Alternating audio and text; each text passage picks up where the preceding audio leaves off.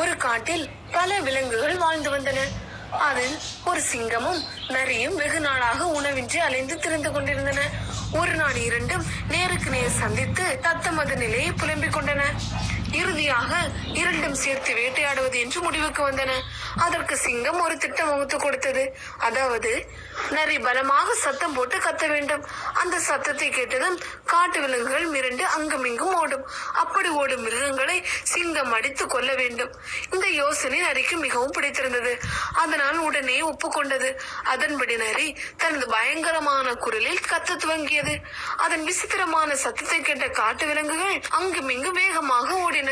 அந்த சமயத்தில் சிங்கம் நின்றிருந்த பக்கம் வந்த விலங்குகளை எல்லாம் சிங்கம் வேட்டையாடி கொன்றது. ஒரு கட்டத்தில் நரி கத்துவதை நிறுத்திவிட்டு சிங்கத்தின் பக்கம் வந்தது.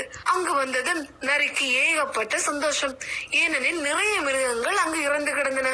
அதை பார்த்ததும் நரி தான் அகோரமாக கத்தியதால் தான் இந்த மிருகங்கள் இறந்து விட்டன என்று கர்வம் கொண்டது.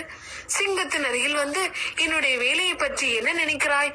நான் கத்தியே இத்தனை மிருகங்களை கொன்று விட்டேன் பார்த்தாயா என்று கர்வத்துடன் கேட்டது. அதற்கு சிங்கம், ஆமாம், உன் வேலையை பற்றி சொல்ல வேண்டுமா என்ன? நீதான் கத்துகிறாய் என்று தெரியாமல் இருந்திருந்தால் ஒருவேளை நானும் பயத்திலேயே செத்து போயிருப்பேன் என்று பாராட்டியது.